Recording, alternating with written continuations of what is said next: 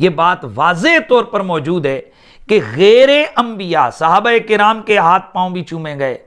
और दीगर बुजुर्गान दीन के हाथ पांव भी चूमे गए, तो अब ऐसा अमल